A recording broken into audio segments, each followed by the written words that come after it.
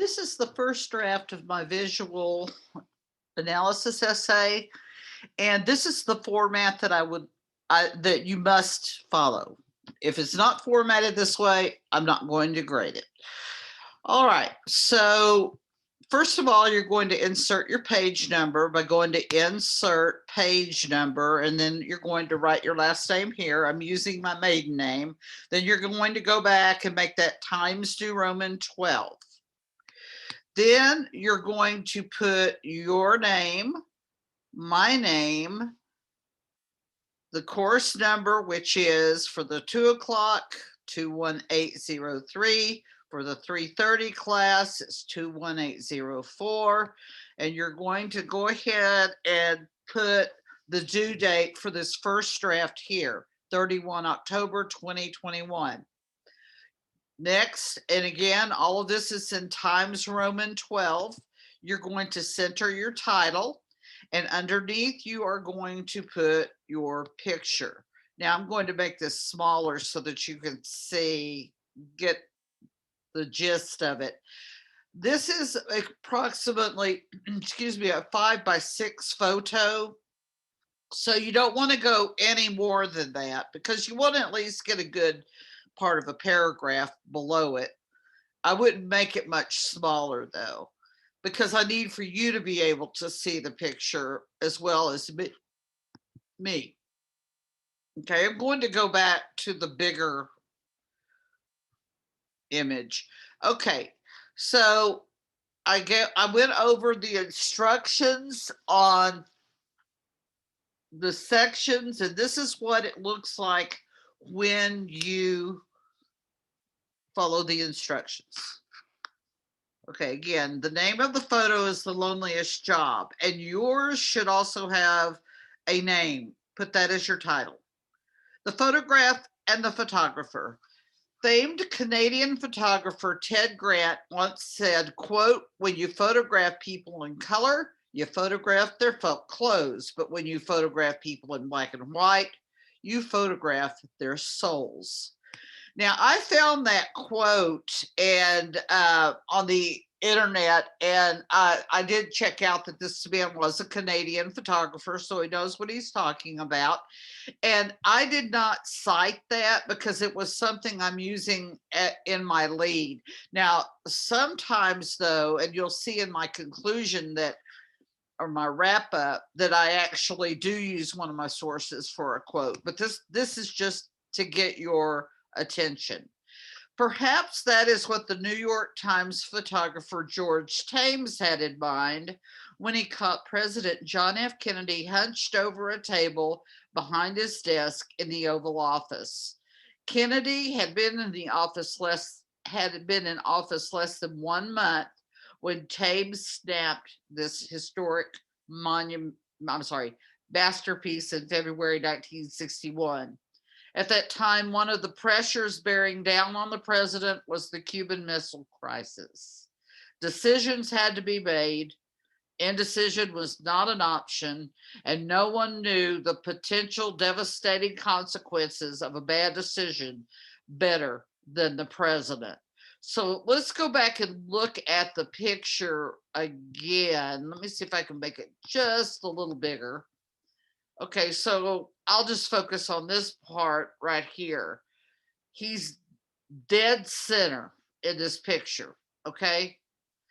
And he's not sitting in his desk smiling for the camera. Instead, he's hunched over, not even his desk. It's a table behind his desk. We'll be going back and forth between that and the picture and what I said. Okay, so again, this is the photograph of the photographer. I told you something about the photographer and his subject. Photojournalist Mary Panzer posits that Thames' ability to capture intimate, candid photos like this was due to the photographer's, quote, natural disposition that enabled him to trust his own perceptions and question assumptions that others accepted blindly. Notice that I did get that from the Panzer citation, which is on my works cited. There's no need to put her name in here because I already said that that was her name and this was the page number. Thames himself weighed in on why he was so successful. Quote, the spontaneous nature of photographs I made of presidents can never be repeated because of White House security restrictions. That was in Hamilton, and just looking at this, I need, since he was the one who said it and Hamilton did not, he just quoted in Hamilton 71. Okay. And I didn't tell you that Hamilton wrote it, but I'm telling you where you'll find it when you go to my works cited. Perhaps his doggedness in capturing history is what ingratiated him to 10 US presidents and numerous world leaders. In The Loneliest Job, he could not have known that an Armageddon of sorts was unfolding in the Oval Office. The situation in Cuba would get worse. Communism and the Cold War would set citizens of the United States on edge. And that very month, the US would lose its entire Olympic figure skating team in a tragic airplane crash. It was indeed the loneliest job. Now I'm going to tell you about the times, the context, and location. In office for only 3 weeks, Kennedy got a full baptism of fire with all the international and domestic turmoil around him. Thames slid into the Oval Office at a time when President Kennedy was oblivious to the fact that someone was taking a picture of him, or so it seems. Even had Kennedy known Thames was just steps behind him, he would not have minded. In any event, the audience becomes an enthusiastic voyeur, indulging in the guilty pleasure of seeing the president off guard. And of course, a voyeur is a peeping Tom. Thames used this perfect impromptu opportunity to make the new commander-in-chief the focal point. However, it was the president's posture, not his famous face, that the photographer wanted the world to see. Think about that. 3 things Kennedy was known as. And there are so many facial shots of him. His bronze skin, and I've explained to you, it wasn't just the sun that made it bronze and all leathery. He had thick tufts of hair. And the other thing is that Kennedy smile.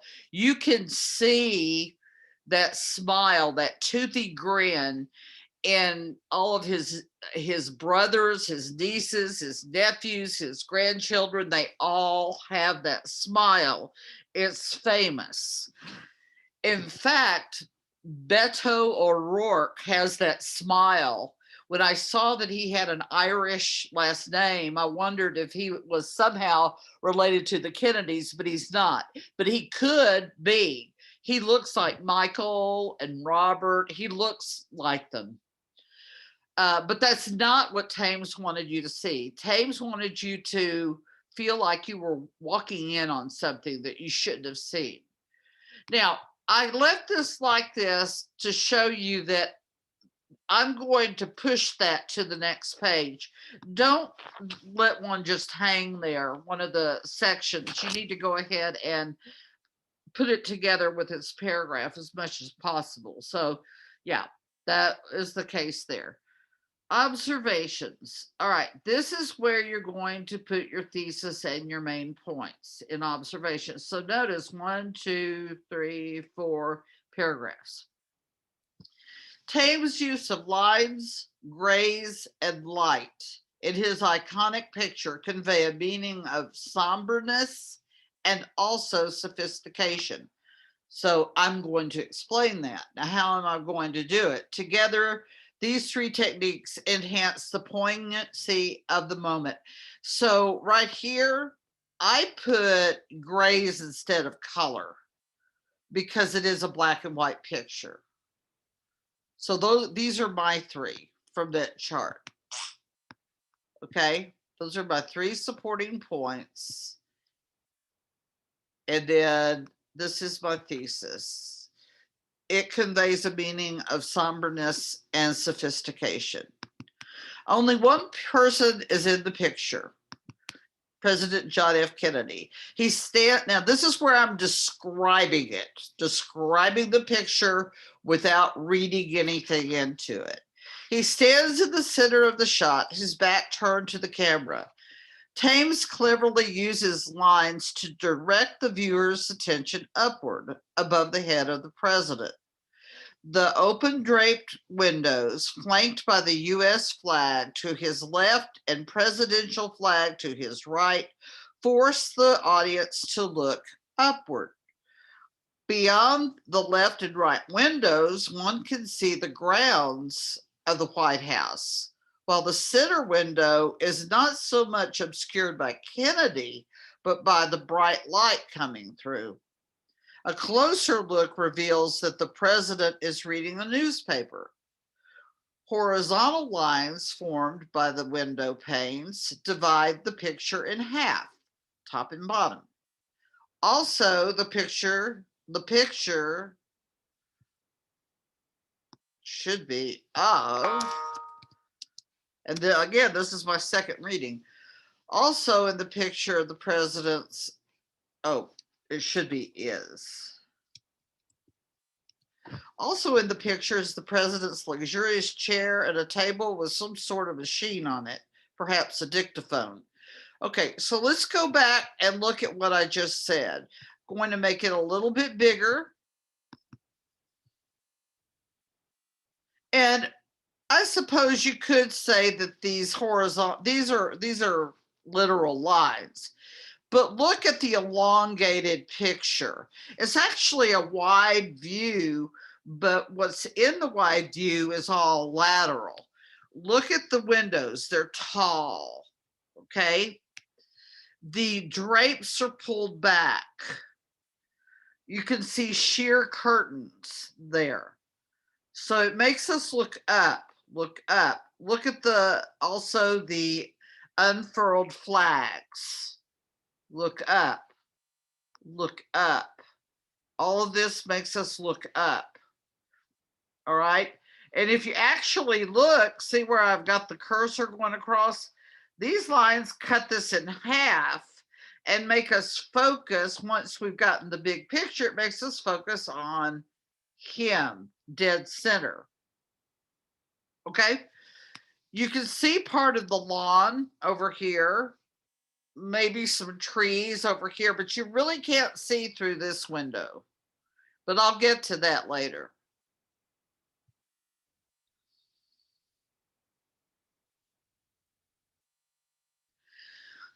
Now, remember your transitions. Beside the lines, the unique use of grays sets a sobering and sophisticated tone.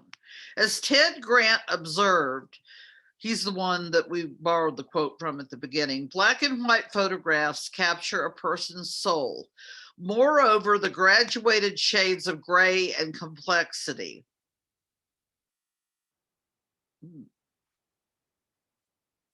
All right. As Ted Grant, okay, I've got a problem here. So again, reading it out loud. As Ted Grant observed, black and white photographs capture a person's soul. Okay, moreover, the graduated shades of gray, add complexity. I just read it wrong. I'm sorry. Beginning with hints of white through the open windows, the left and right windows show differing hues of gray. The darkest hues are reserved for the president, his suit particularly, the drapes and two flags. This causes the reader to focus on the center of the picture, wondering why Kennedy is poised or positioned that way. Okay, so look at it. You've got going all the way from, actually, I think the whole thing is a really, really light shade of gray beyond here.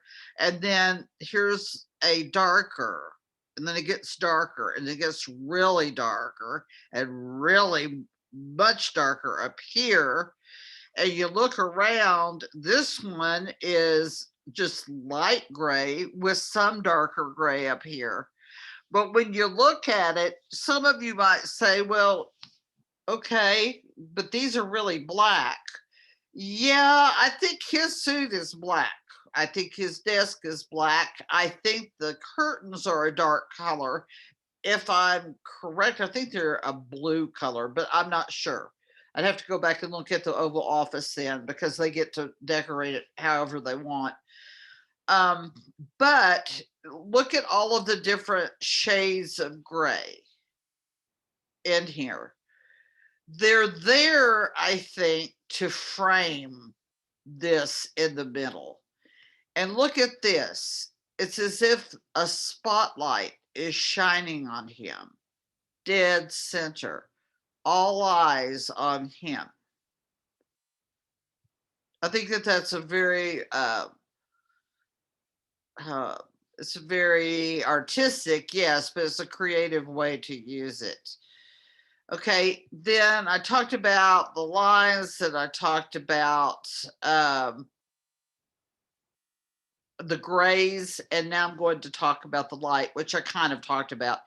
Even though the photograph is predominantly gray, okay, again, I talked about grays, lines. I talked about lines, that I transitioned from lines to grays, and from grays, I transitioned to light. Even though the photograph is predominantly gray, bits of light save it from being an altogether dreary depiction of the late president. In fact, the bright light from the center window seems to shed a spotlight on Kennedy, beckoning the audience to look closer. The papers on his desk, the carpet, and the light on his massive desk chair provide a sharp contrast to the rest of the photograph. Okay, this bright light, and there's still gray in it, but it's almost like there's a light shining over him. And look, there's light on the chair. Look at his stack of papers. And I didn't say it, but this little desk over here with the dictaphone.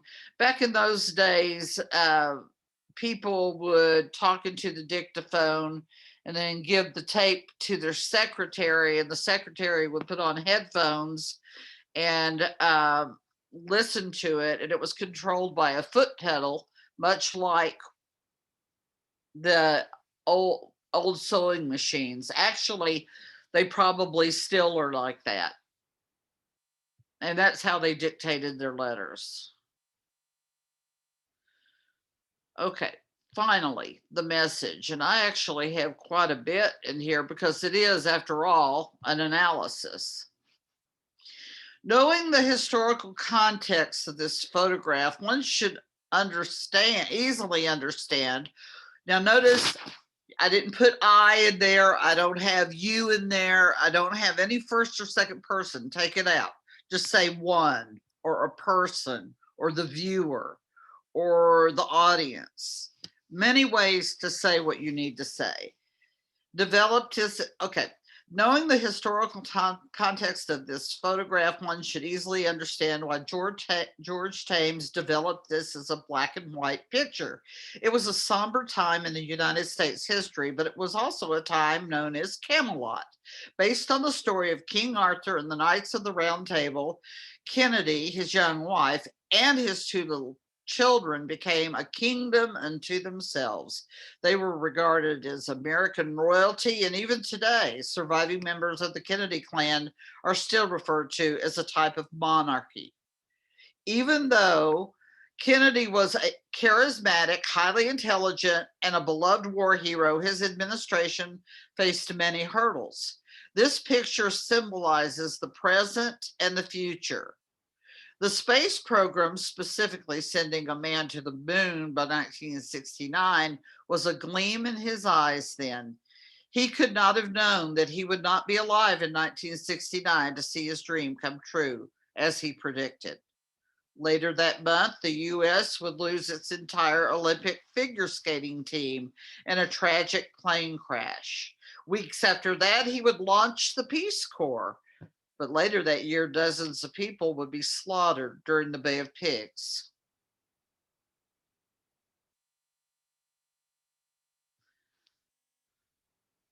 Okay, I took that out. Oop, during the Bay of Pigs, comma, a dark blot that would forever be part of Kennedy's legacy. Standing at that table, possibly contemplating the current national crisis and how to move forward, he could not have imagined that one day, riding in an open top limousine while visiting Dallas, he would be shot and killed, and that his death would become the subject of conspiracy theories and government cover ups. Just like the picture, his administration, short as it was filled with celebration and mourning. Indeed, this picture captures the grim days that were ahead, peppered with days of happiness and joy. Yeah, happiness and joy Kennedy experienced for the rest of his life. Some attribute his sophistication to his wealthy upbringing and Harvard education. But Kennedy was a brave man who served his country during World War II as a skipper of a PT boat. He knew tragedy and loss. He had lost a brother in the war and a sister in a plane crash during the same year, and he himself almost died 2 times. One could argue that John F. Kennedy was one of the most photographed presidents of the 20th century. In retrospect, some might see the loneliest job as, quote, an interval between the smug 50s and the turbulent decade that followed, the rush of the Great Society, the tragedy of Vietnam, and the pathos of Watergate. And here is where I got that. Yarmolinsky. Now, because it's HTML, I wasn't sure what page to put. So, and some of y'all have done the same thing. Just put the page range there. And I'll show you on the citation. Now, to make sure that this doesn't end up at the bottom of this page, once you hit, I would go down to the next line and I would go to it. Let's see, insert page break. You can barely see it, and put a page break there. Then that way, I've already put one in there, so sorry. Then that way you're assured of it not being on that page. Let me go take all that out. I should not have done that. Okay. All right. Now, at the top of the next page, notice that I can't go any further up. Works cited. This is all double spaced.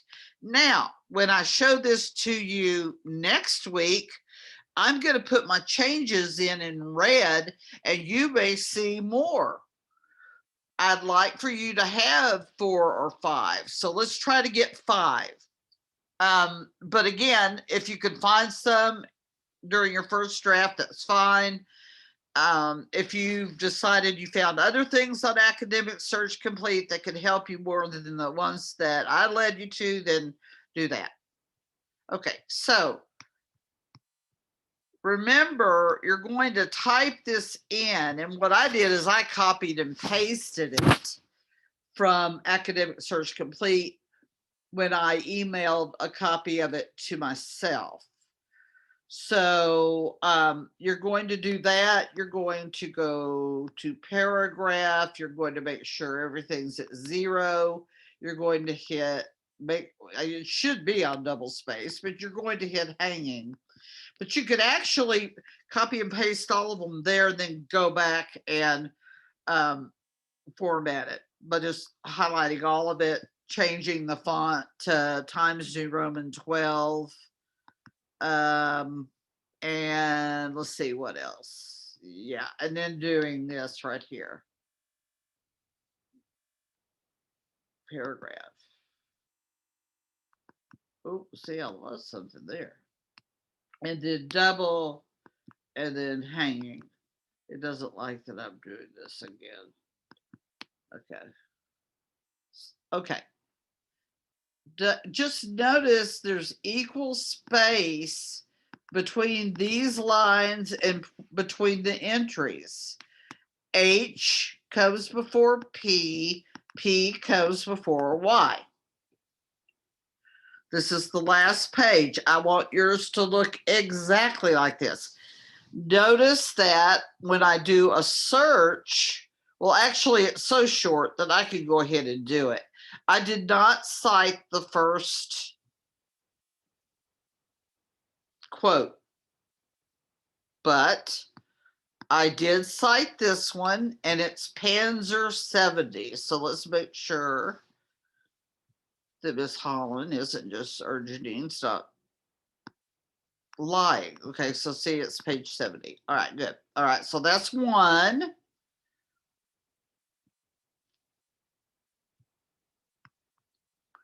All right, this is the Hamilton one, and it says 71.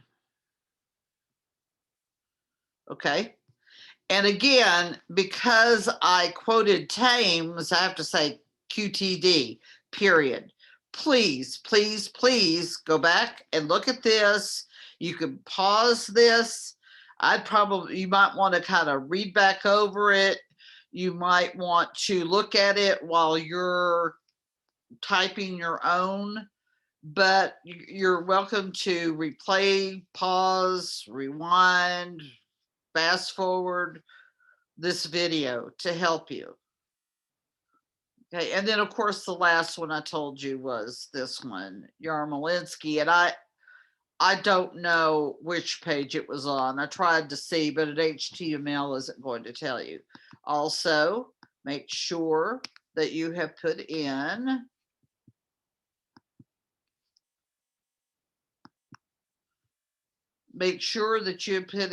academic search complete. Okay. These that copy and pasted over EBSCO search, EBSCO host.